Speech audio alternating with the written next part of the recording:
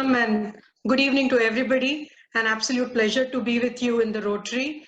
Pritam, thank you for inviting me for this meeting. And Nitin, thank you for giving me the official invitation for this meeting. Happy to be here. My topic starts with a very simple example. Edmund Hillary, the mountaineer, he was once asked that why did he climb the Everest? What is it that made him climb the Everest? And he looked puzzled and he said, because it's there. That's the only reason I climbed it. And people find it very difficult to understand that what is it that drives a person to do something which actually does not generate any productivity for you, at least from your point of view. You feel, why is this person investing so much time and effort in this activity? David McClelland is a psychologist who did a lot of studies and what really motivates people. And he came up with 3 motivators. And my session today is to show you a mirror for yourself and then to very cheekily find out other people who have these drives so that you can observe them as they behave. So these 3 motivators or these 3 needs, basic needs of humans, David McClelland says these are 3. One is the need to achieve or need for achievement. The second is need for affiliation and need for power. And these in short have been called as NAC, NF, and NPOW. And need for achievement, basically, you can identify that the traits in the people are that they will solicitously follow or they will undertake immense amount of effort to undertake some skill or to garner some skill. They will have intense, prolonged, repeated efforts to achieve something. And this achievement is significant to them. It could be mastering some skill and making sure that they're best at it. And you know, the traits of such people is so beautiful. These people will take moderate risks. These people do not make good team members because they are looking for individual glory. They are not looking really for team glory. So they don't make very good team players. They prefer to achieve for themselves. But they have an internal locus of control. That is, they take responsibility for their own decisions. They do not blame anybody for what is the outcome for their efforts. Their need for any kind of validation is internal. They are not looking for awards. They are not looking for rewards from anybody else that is given. And this is the true mark of somebody who has a very high NAC. There are tests through which we can find out everybody's score on NAC. Now over here, when you say you have a high NAC, you are motivated to do something because you want to do it. It is your interest. It is of shall I say, you want to be there where you wish to be. So you will have very well set goals which you wish to achieve. So people with high NAC are very easy to notice. They are very focused. They will attempt to achieve what they want by repeatedly making the effort. They will set very high standards for themselves. They will be strict with themselves and they will be extremely disciplined in their effort to make these achievements. The other trait that marks for motivation is called as the need for affiliation. All of us have seen this need for affiliation. This is a need for social belonging. My father was a Rotarian, my brother is a Rotarian, and I've seen the passion with which they conduct the Rotary meetings, and that whole movement is so, a part of them. And the reason being that they wish to be with people, they wish to belong to a group that they identify with. I have seen my dad going to so many cities all over the country and making sure that when he was in a new city, he contacted at least 1 or 2 Rotarians and Lions, and then he met up with them and talked to them and got to know a little more about that city. Now this is something which I've watched all my life, my father and my brother doing. And this is basically because their need for affiliation is very high. And all of us who join any kind of an organization, it could be a simple thing like an organization of all the people in your building where you come together and you interact with each other. Or I have seen laughter clubs which are there in parks. There are n number of ways in which we love to associate with people. Now, people who have a very high NF or a need for affiliation, they have a basic sense of belonging to a social group. They have a very warm interpersonal relationship with other people. They form very strong bonds with people. They sustain and they nurture their relationships. They are extremely supportive team members because they always feel that it's not about themselves, it's about the whole team performing together. So they make excellent team players. And also, unfortunately, people with very high NF don't make very good leaders. Because they are more interested in people than the goal and the focus, they do not make for very good leadership positions. They prefer to be with people for the sake of that association. There are many times and situations in which people want to bind or over different times. If you've seen the current pandemic, you've seen the most unlikely of people coming together just because they've been thrown together, or because there is a common, shall we say, a fear that brings them together. I have seen a lot of people who come with patients in a hospital, they bond with each other because each one is going through a pain which is similar. And they seem to understand and empathize with each other, and they bond very easily in hospitals. People who are very high NF, I've seen that they, even if you're in an airport, or you're on a bus stand, or you're on a railway station, they form a quick association with people. And in that 10, 12-hour journey, they will have exchanged phone numbers and made friends for life sometimes. So this need to bond, to be a part of larger whole humanity, that is where your trait comes in for need for affiliation.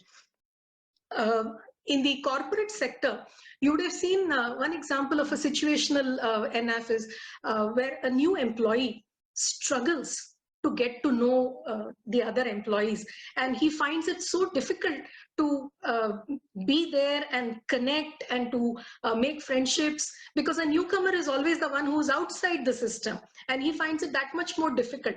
And people who have very high NFs, wherever they join, wherever they go, they will make sure that they get along with other people, they get to know them, they empathize, and they form relationships. And for people with high NF, this makes a lot of sense because for them, it's all about people. These are the persons who love their people skills and are the most comfortable when they are with other people. If you've seen the current situation in the pandemic, a lot of groups have been formed. They are not homogeneous groups, they're pretty heterogeneous groups, but they have a common reason for coming together. And it could be that they just want to be there for other people, volunteering, being an activist, being there for other people's cry of help. And they've come together on that platform because that's who they are. And the third one, the third need is very simple, and that is the need for power. And when we say need for power, these are people, if you identify them, their traits will be, number one, they will be argumentative. They will be extremely assertive in any group situation. We've heard of the my way or the highway. Well, they actually personify that. And they're not looking for any approval. They're not looking for any consensus. All they are looking for is acceptance and compliance. That is their leadership skill, that my way or the highway, you just agree with what I'm saying and get on with your life. So these people who have a need for power, they are very easy to identify. You look at our politicians, you look at any of the leaders in any of the organizations, you look at mid-level management people, you will be easy, it will be very easy for you to identify these people. These people experience a lot of frustration if things don't go their way.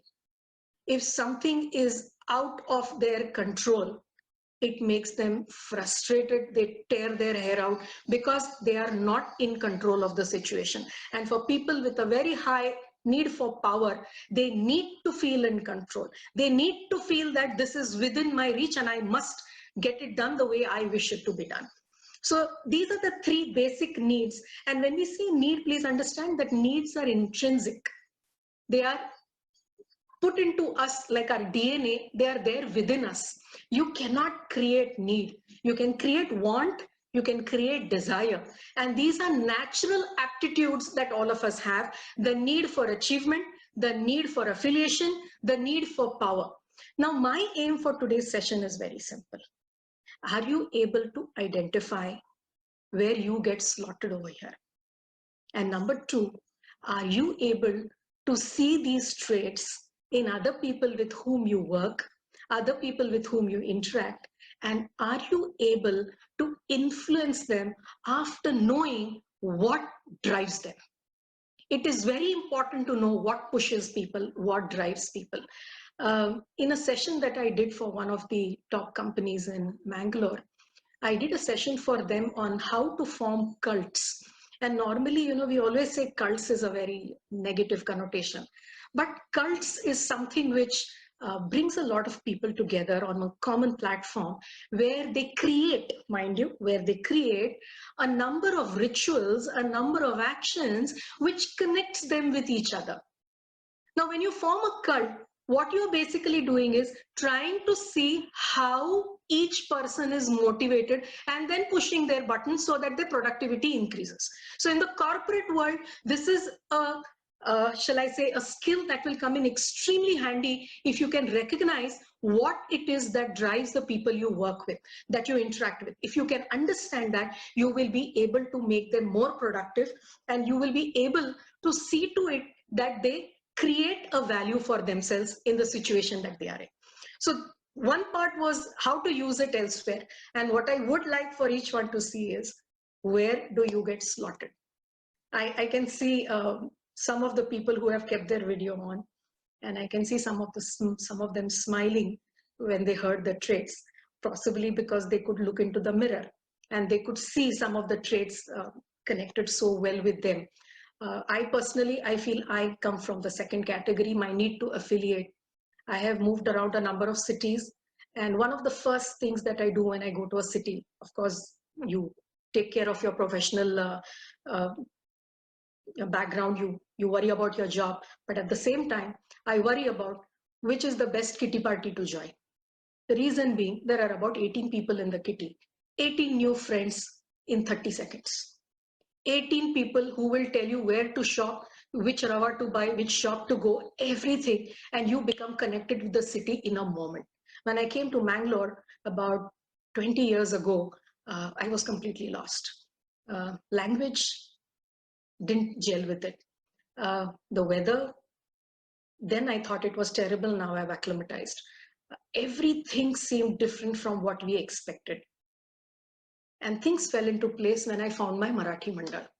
When I found my Marathi family, Mangalore suddenly became beautiful. Mangalore hadn't changed. My perception of Mangalore changed because now I got people who I could affiliate with, whom I could belong with. And suddenly Mangalore became extremely livable. And for the last 20 years, it's been an absolute pleasure to be in Mangalore. Now, each one of us is going to have these kind of experiences. One question that comes up over here is, this is a need, this is intrinsic. You cannot create it within yourself. But can we nurture it? Yes, we can. And that is why you will have seen that in many schools, they very pointedly create these skills in children to create the sense of healthy competition, to create a sense of achievement. They keep on giving them a little bit of empowerment so that students at a very young age, or children at a very young age, can feel that they are in charge of their destiny and they can create what they want. I've seen a lot of parents saying that go talk to uncle auntie, say hello to uncle auntie. Now, this is basically our way of nurturing our children by making them a little more social, making them understand that they are part of a bigger humanity. And need for power, I think no parent or school teaches, but indirectly, we do teach it. Because if you've seen in school, you have a class leader, you have a class monitor, and you have a student pupil leader. And these are all roles that basically we are emulating the situations of leadership. So everywhere you will see that right from childhood, our entire journey is about enhancing what we have as a natural aptitude. I'll end my session by saying a very simple thing. You need to first have the self-awareness of who you are.